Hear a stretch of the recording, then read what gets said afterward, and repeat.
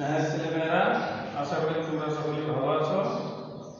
আমি মাওলানা মোহাম্মদ আবুল হুসাইন, ভালো খবর সেন্ট্রাল বিশ্ববিদ্যালয়। তো আজকে আমি সুবর্ণবর্ষের শুভেচ্ছা জানাই। বছরের প্রথম ক্লাস। আজকে অষ্টম শ্রেণী ইসলাম ও নীতি শিক্ষা অধ্যায় পঞ্চম এবং পাঠ দ্বিতীয়। তো এ বিষয়ে আমি তোমাদের সামনে আলোচনা করতে চাই।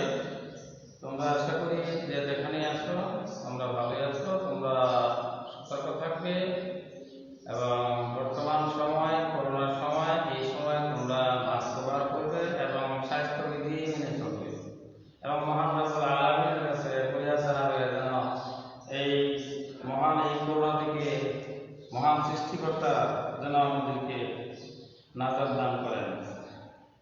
তো আজকে যে বিষয়টা আলোচনা করব সেটা হচ্ছে হযরত মুসা আলাইহিস সালাম সম্পর্কে। হযরত মুসা আলাইহিস সালাম তিনি একজন নবী ছিলেন। তো আমরা এই মুসা আলাইহিস সালাম আলোচনায় আমরা যে বিষয়গুলো শিখব তা হচ্ছে, এক নম্বর হযরত মুসা আলাইহিস সালাম জীবন চরিত্র ও গুণাবলী সম্পর্কে জানতে পারব।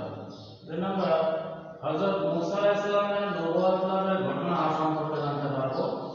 হযরত মুসা আলাইহিস সালামের মুজিজা সম্পর্কে জানতে পারব। এই কয়টা বিষয় আমরা একটু খেয়াল করব। তো আমাদের নবী হযরত মুহাম্মদ সাল্লাল্লাহু আলাইহি ওয়াসাল্লাম মহানবী, তার আগে অনেক নবী রাসূল এসেছিলেন এবং ওনারা দিন প্রচার করতেন। তো এরকমই একজন নবী রাসূল হযরত মুসা আলাইহিস সালাম, তিনি ওনার আলোচনার পূর্বে কয়েকটা বিষয় তোমরা লক্ষ্য করবে। যে বিষয়টা হচ্ছে আগমন বার্তা। প্রথমে তোমরা দেখবে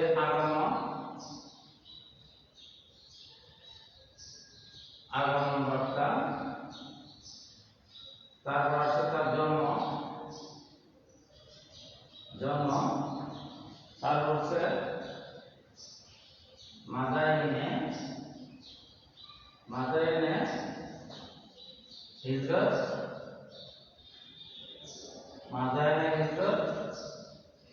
নবুয়ত লাভ,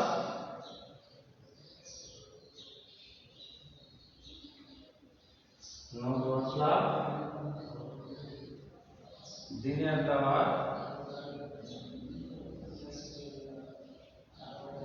দাওয়াত,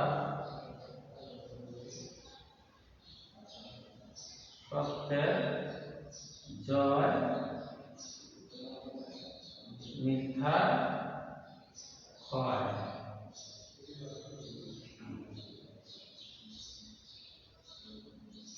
তাওরাত, কিতাব লাভ ও মৃত্যু। এই কয়েকটা বিষয়ে তোমরা একটু লক্ষ্য করবে। তো হযরত মুসা আলাইহিস সালাম আগমনকালে, হযরত মুসা আলাইহিস সালাম যখন আসেন তখন তিনি জন্মগ্রহণ করেছিলেন মিশরে। এই মিশরে প্রাচীনকালে মিশরে যারা বাদশাহ থাকতো তাদেরকে ফেরাউন বলা হতো। মিশরের বাদশাহদেরকে তখনকার দিনে যে কেউ বাদশাহ হইতে পারে, কিন্তু তাদেরকে কি বলা হতো?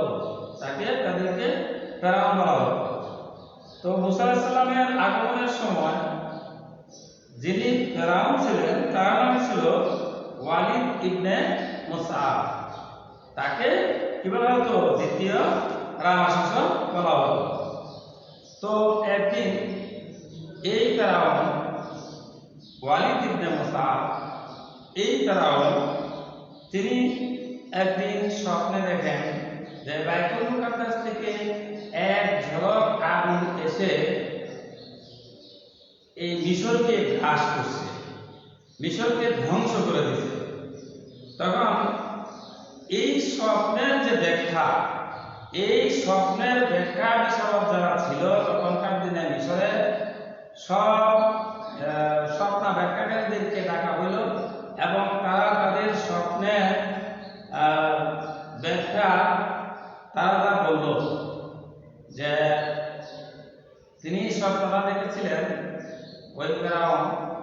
যে বাইতুল মুকাদ্দাস থেকে একজন আগুন এসে এই মিশরকে গ্রাস করছে, কিন্তু কিপ্তি সম্প্রদায়কে জ্বালিয়ে পুড়িয়ে ধ্বংস করে দিচ্ছে এবং ইসরায়েলের কোনো ক্ষতি হয় নাই, আগুনে ইসরায়েলদেরকে কোনো স্পর্শ করে নাই। সেই জন্য ওই তাদের যে দেশের যে স্বপ্ন বিশারদ যারা ছিল, যারা স্বপ্নের ব্যাখ্যা দিত, তারা বলল যে এই মিশরের বনি ইসরাইল বংশের যত অর্থাৎ বনি ইসরাইল বংশের একজন সন্তান আর জন্মগ্রহণ করবে, সেই সন্তানে কি করবে, এই বাদশাহ অর্থাৎ ফেরাউনের ধ্বংসের নিজেও ধ্বংস হবে, একটা রাজত্ব কি হয়ে যাবে, ধ্বংস হবে।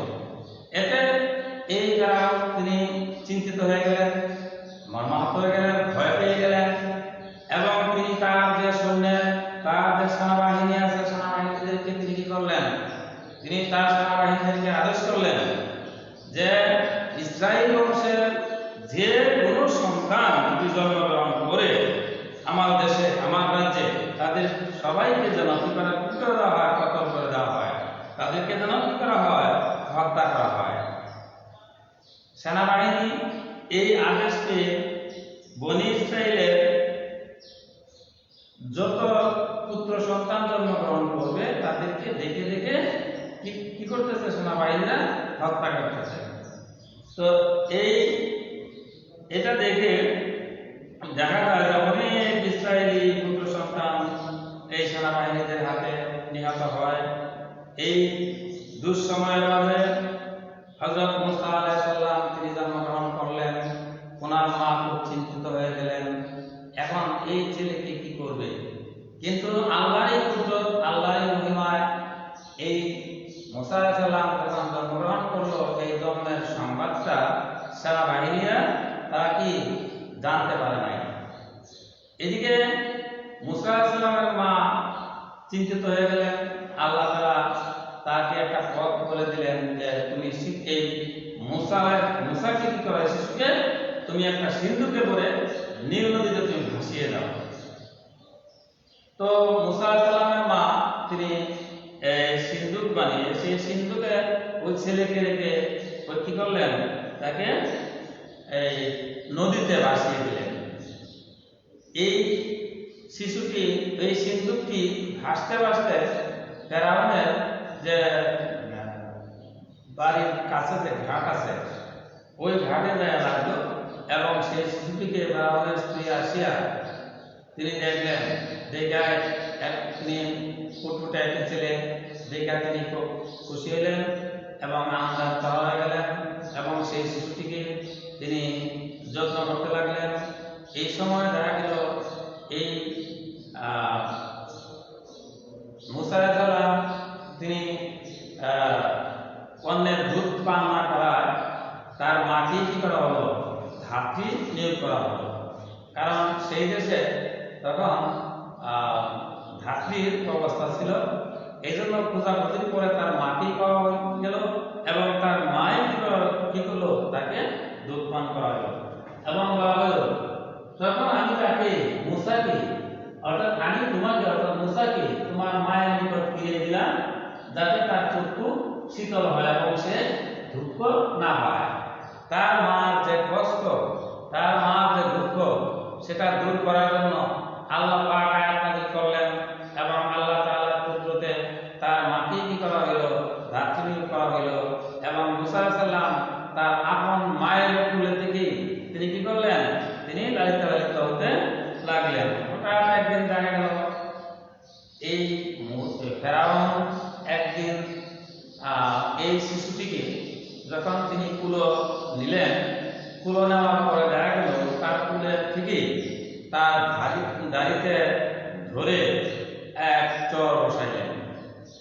তখন এমন করে চর দিছিলেন যে ফেরাউন তখন খুব তার আঘাত লেগেছিল এবং তিনি এই ছেলেকে, শিশুটিকে হত্যা করার সিদ্ধান্ত নিলেন এবং তিনি বললেন যে এই শিশুই একদিন আমাকে কি করবে, ধ্বংস করবে, তাই এই শিশুটিকে হত্যা করা প্রয়োজন।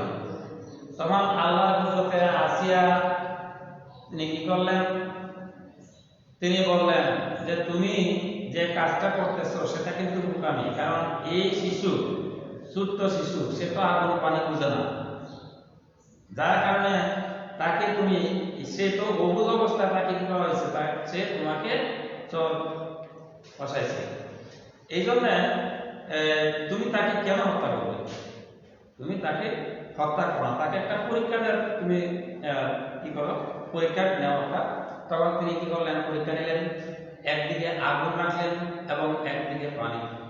তখন দেখা গেল মুসা আলাইহিস সালাম এই পরীক্ষায়, সেই অগ্নি পরীক্ষায় তিনি উত্তীর্ণ হয়েছিলেন এবং তিনি আগুন তাকে সে কি করছিল, তার মুখে দিয়েছিল এবং তার মুখে তখন জ্বরটা এসেছিল এবং মুখটা, তার যে জিহ্বা ছিল সেই জিহ্বাটা পুড়ে গিয়েছিল, সেই জন্য সে কথা বলতে তার কি হইত, অসুবিধা হইত।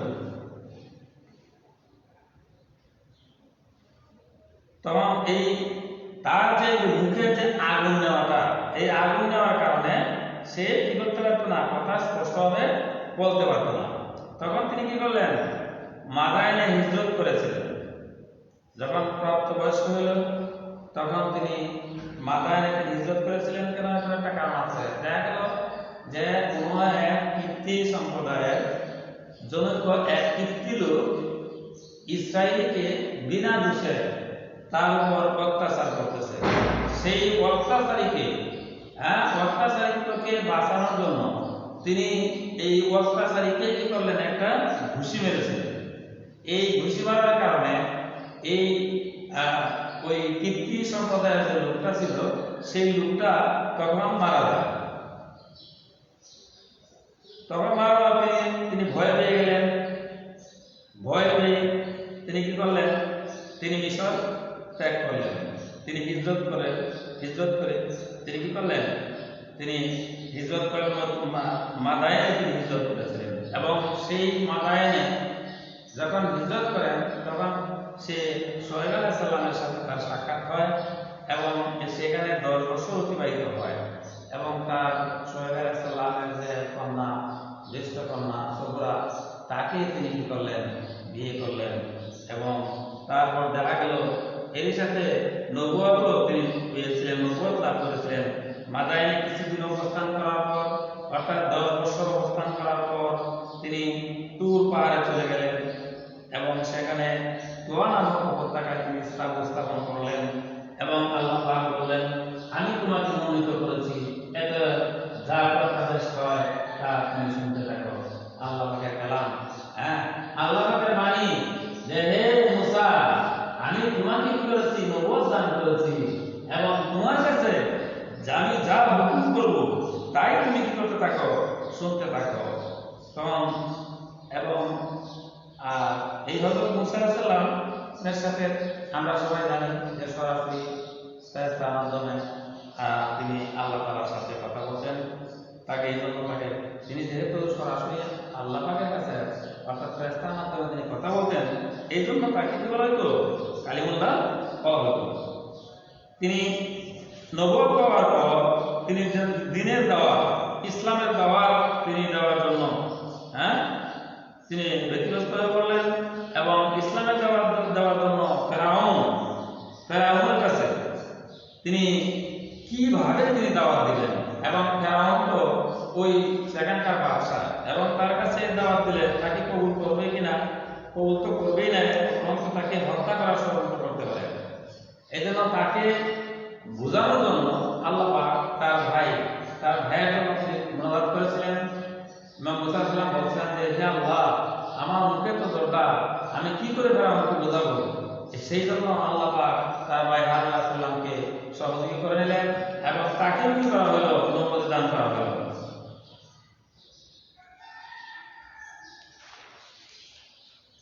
এবং আল্লাহ পাক তিনি আদেশ করলেন মুসা আলাইহিস সালামকে যে তুমি কি করো, তোমার ভাইকে নিয়ে ফেরাউনের কাছে যাও।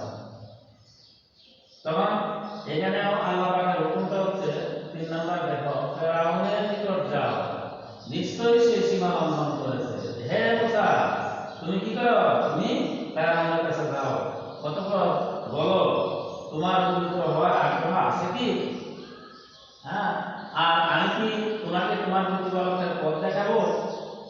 তুমি তাকে ভয় করো।